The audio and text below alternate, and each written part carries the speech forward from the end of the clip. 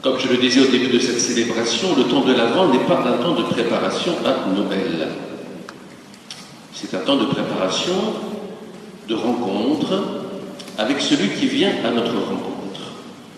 Et il vient à notre rencontre parce que nous le rencontrerons vraiment un jour lorsque nous mourrons. C'est lui que nous rencontrerons, bien sûr. Nous le rencontrerons à ce moment-là, et il vient à nos rencontres aussi dans les événements de la vie, et il vient à notre rencontre aussi à chaque Eucharistie.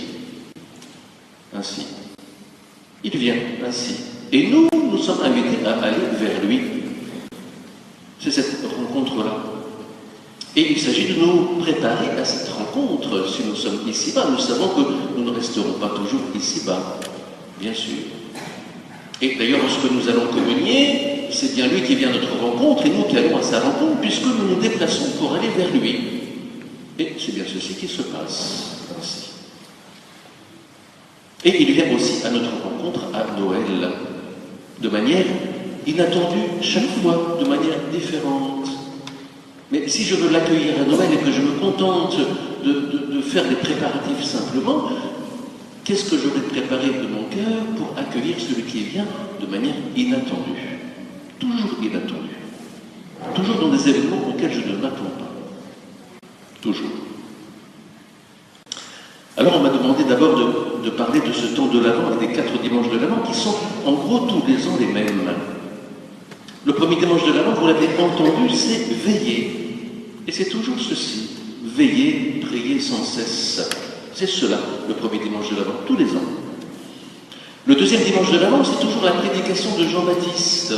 Préparez les chemins du Seigneur, rendez droit ses sentiers. Jean-Baptiste qui reprend la prédication du prophète Isaïe et qui annonce un baptême de conversion. Il demande que nous puissions nous changer ainsi pour accueillir celui qui vient. Jean-Baptiste qui prêche avant que Jésus n'arrive à son baptême. Le troisième dimanche de l'Avent, c'est toujours Jésus annoncé par Jean-Baptiste, tel que Jean-Baptiste le voit, avec les doutes de Jean-Baptiste. Voilà. Ce Jésus qui vient, et Jean-Baptiste va le vivre, n'est pas celui que je reconnais, il vient de manière inattendue. Je ne m'attendais pas à ce que ce Jésus vienne de cette manière-là. C'est cela que vit Jean-Baptiste. Et dans nos vies, c'est pareil. Et le quatrième dimanche de l'Avent, c'est toujours autour de Joseph, Marie et Élisabeth. Et cette année, ce sera donc la visitation de la Vierge Marie à sa cousine Élisabeth. Ainsi, on s'approche de celui qui vient, de cet enfant qui vient, petit à petit. Voilà ces 4 dimanches de l'Avent, de remettre cette ampleur de ce temps-là. Alors je reviens sur cette première lecture qui est frappante, sur l'évangile qui est frappant, avec ce qui s'est passé hier à Paris.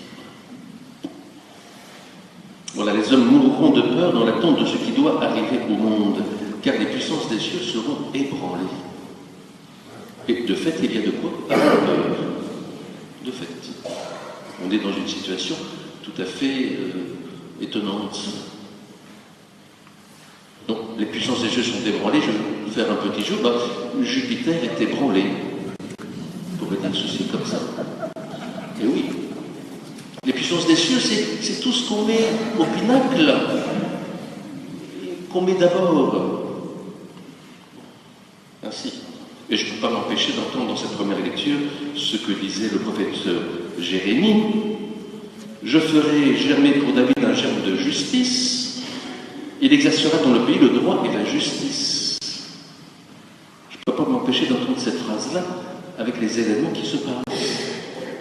Et que, même s'il y a des choses tout à fait condamnables dans ce qui s'est passé, on entend ce cri pour plus de justice en même temps.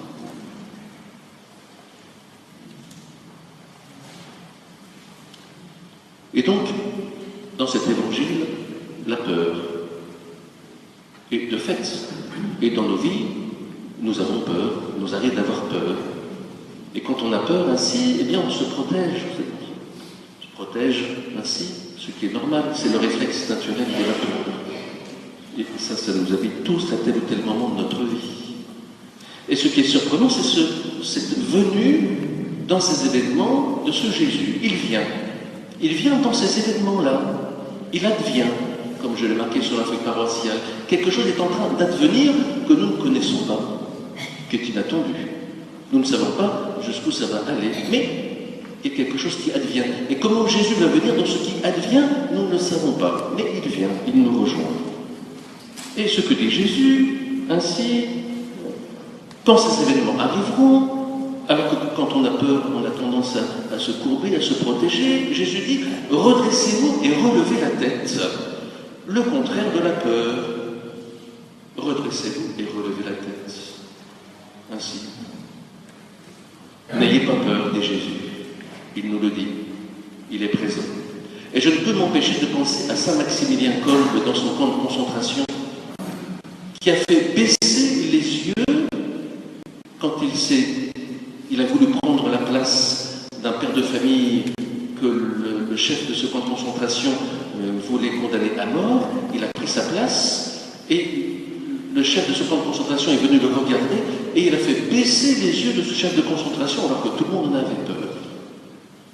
Impressionnant, Saint Maximilien Kolbe. Redressez-vous et relevez la tête. Car le Christ vient dans ces moments-là. Et puis Jésus continue. Tenez-vous sur vos gardes, de crainte que votre cœur ne s'alourdisse dans les beuveries, l'ivresse et les soucis de la vie. Bon, les beuveries, l'ivresse, je ne pense pas que c'est votre cas, il n'y a pas de soucis là-dessus, mais les soucis de la vie qui nous prennent ainsi. Ne vous faites pas emporter par les soucis de la préparation de Noël. Que votre avant ne soit pas pris par cela.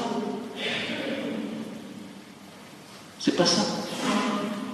Que votre avant soit une préparation à ce Jésus qui vient à votre rencontre d'une manière ou d'une autre. Que ça soit ça.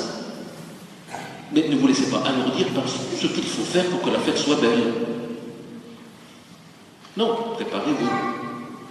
Préparez-vous intérieurement. Ne soyez pas alourdis par tout ceci. Et Jésus dit, restez éveillés et priez en tout temps. Ainsi, vous aurez la force d'échapper à tout ce qui doit arriver, tout ce qui doit advenir. Restez éveillés.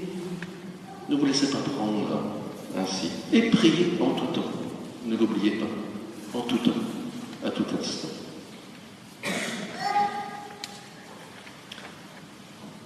J'ai rencontré à l'hôpital il y a quelque temps une famille qui avait appelé la paroisse pour une onction des malades.